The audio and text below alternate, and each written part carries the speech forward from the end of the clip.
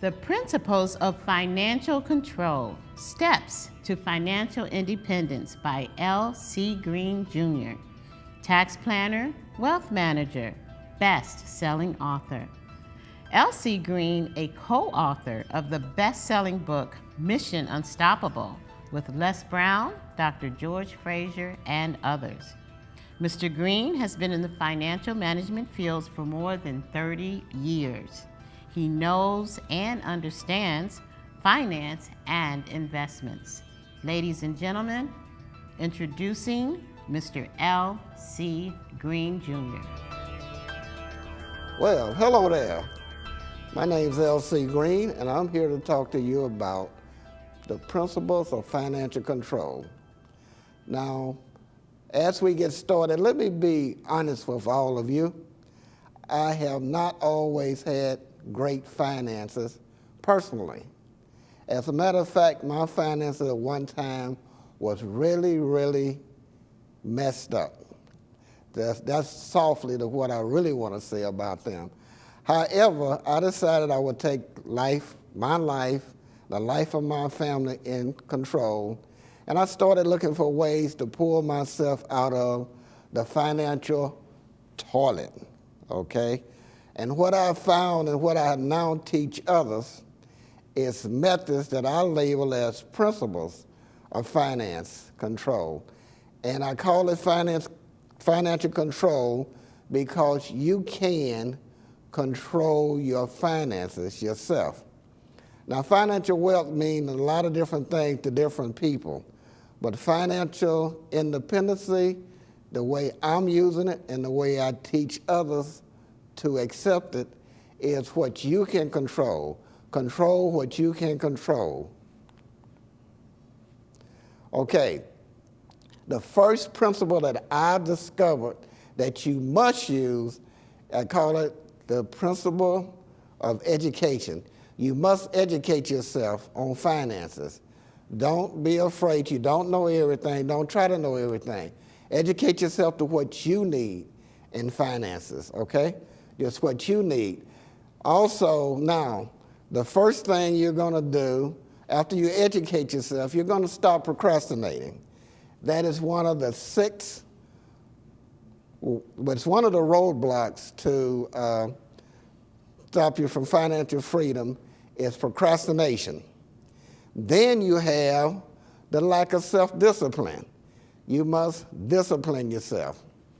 Then you have failure to set financial goals. That's where I failed at. I did not set financial goals.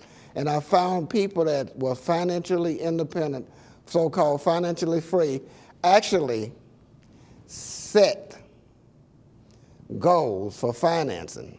Now, the next one is ignorancy of money and laws. And when I say that, everybody think, well, they know money. No, you do not.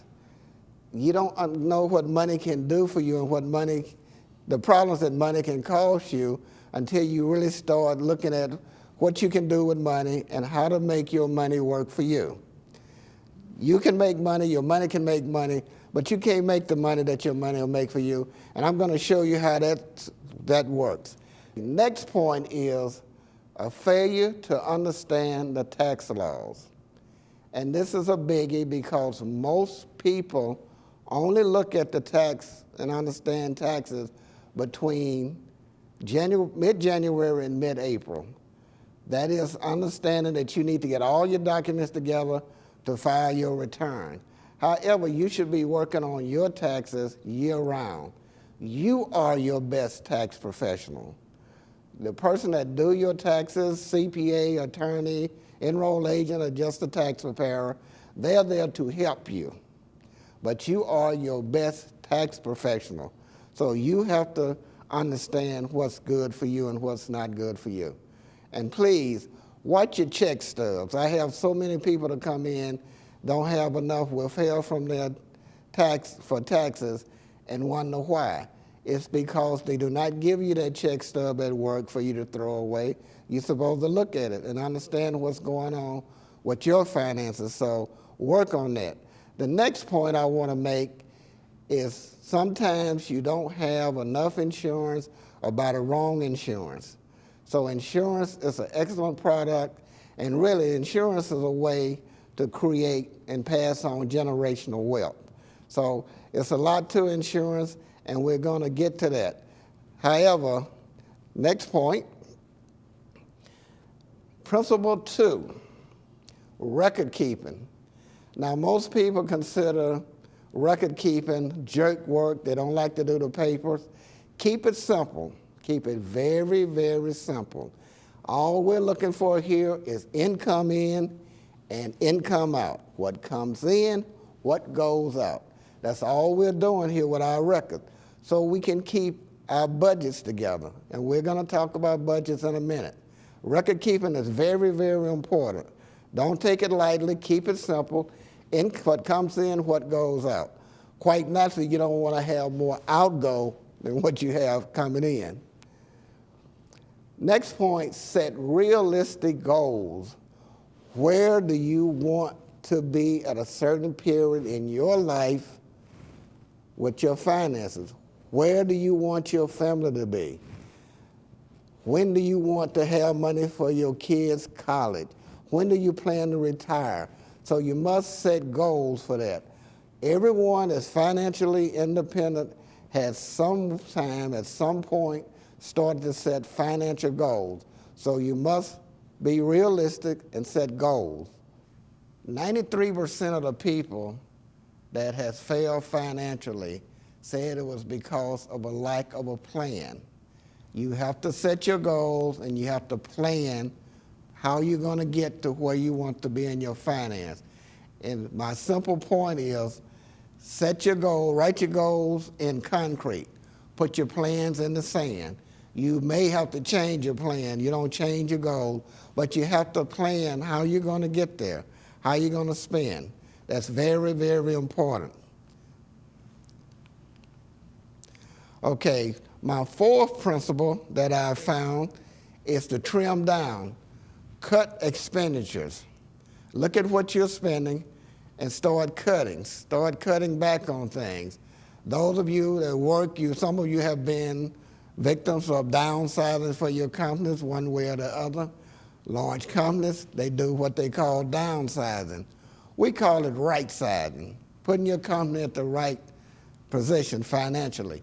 Also, you have to right-size your personal finances.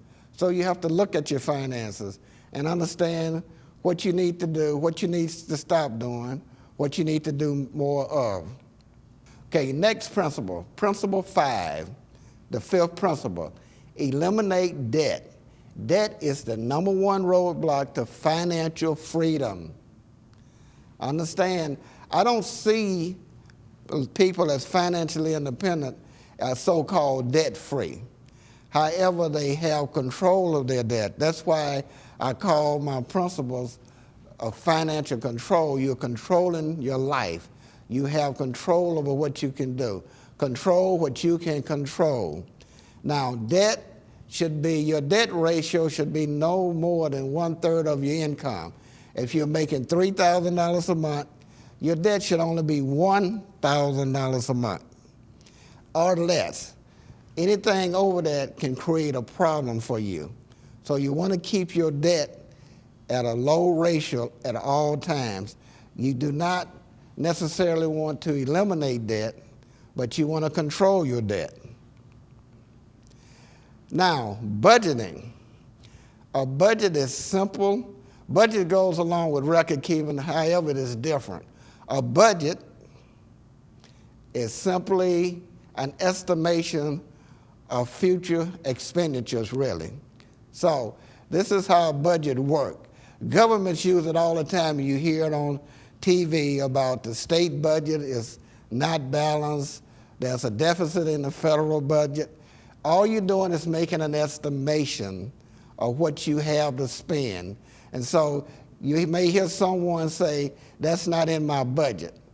Okay, you have expenditures for your life. You have fixed expenditures. Your fixed expenses would be like your mortgage or your rent, insurance, car payments. Fixed, meaning they remain the same. Then you have other expenditures, other expenses like entertainment, food, gas. These expenses are going to change throughout the month. So you know what you got to allocate for rent. So you allocate what you need for other expenditures. However, when you hear that there's a surplus, that means that income, debt. That means that it's more income than debt. When you see it's a deficit, that means it's more expenses than income, deficit. A balanced budget means that it's balanced between debt and expenditures. However, as individuals, that's great for the government, that's not good for you. You cannot spend equal or more than your income. You're creating disaster on either one of those things. So never spend more than what you have coming in.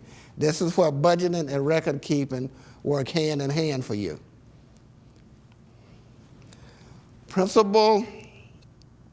Okay, here I wanted you to take a moment to look at this.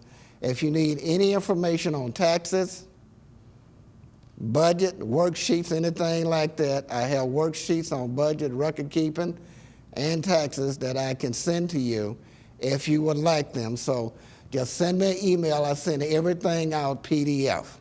Okay, here's the information that you would need to get in contact with me for that.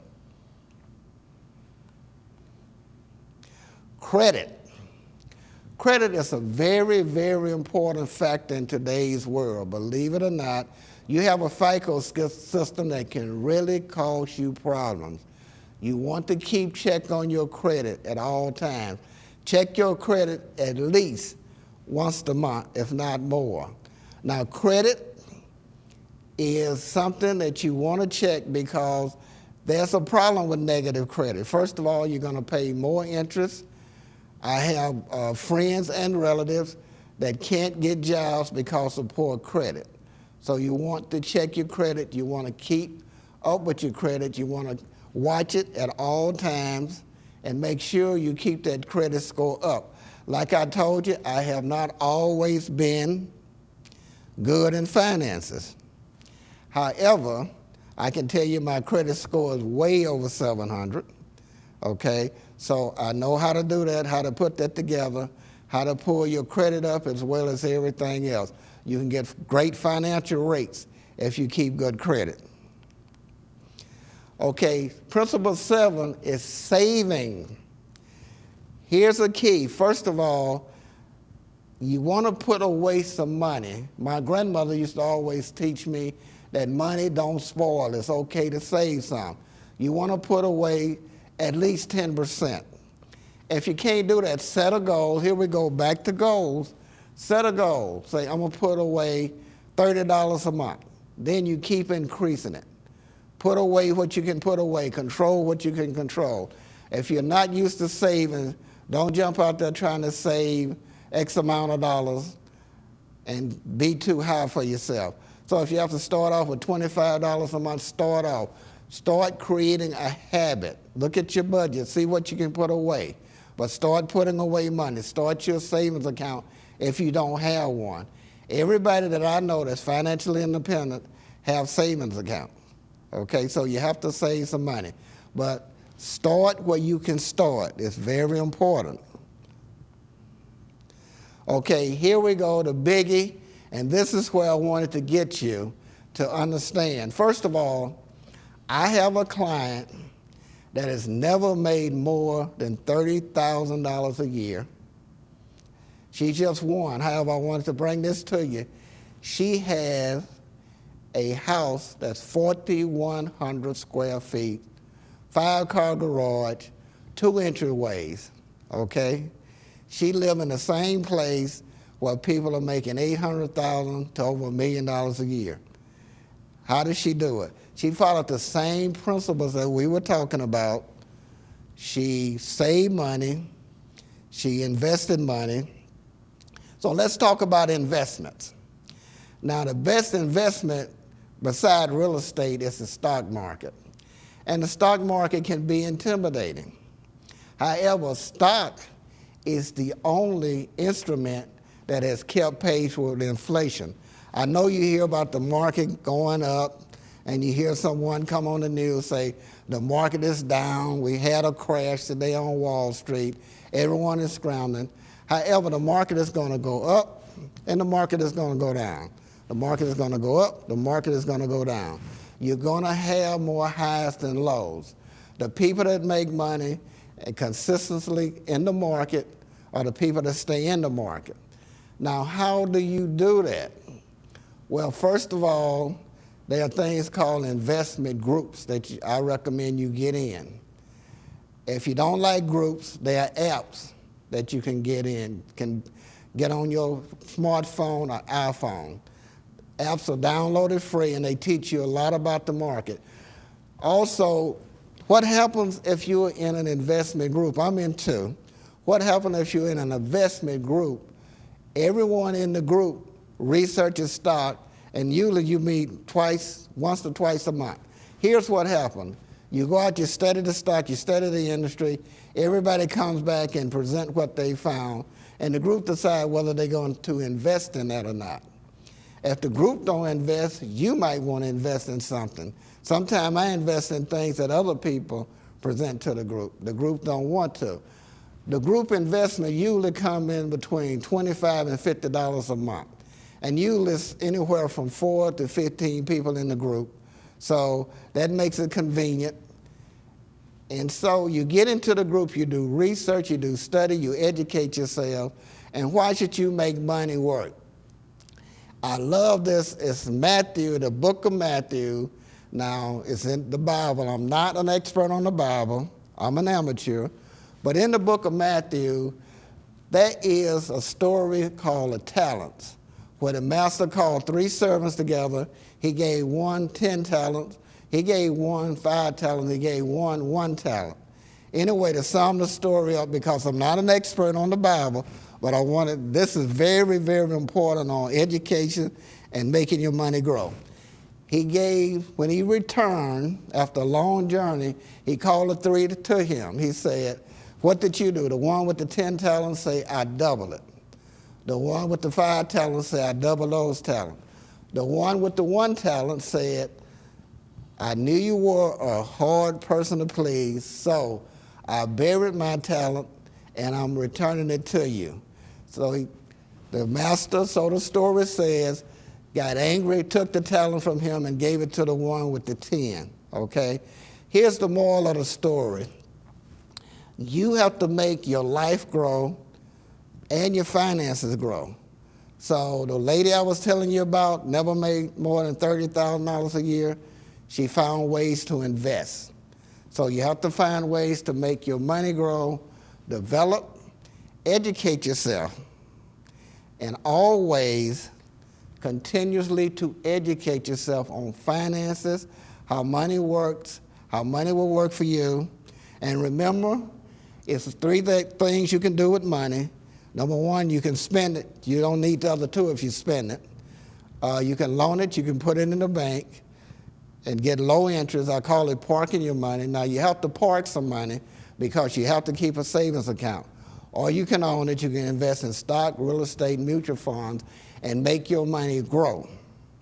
But you can develop your finance and keep your principles intact, and remember to control what you can control. And perhaps someday I will see you and we can shake hands. And if you need anything, please don't fail to contact me, because I have worksheets that can help you. I have consultations. I have seminars and workshops. So please, by all means, give me a contact if you need me. L.C. Green, it's been nice talking to you. It's been a very, very wonderful pleasure to make this presentation to you. Have fun and enjoy yourself.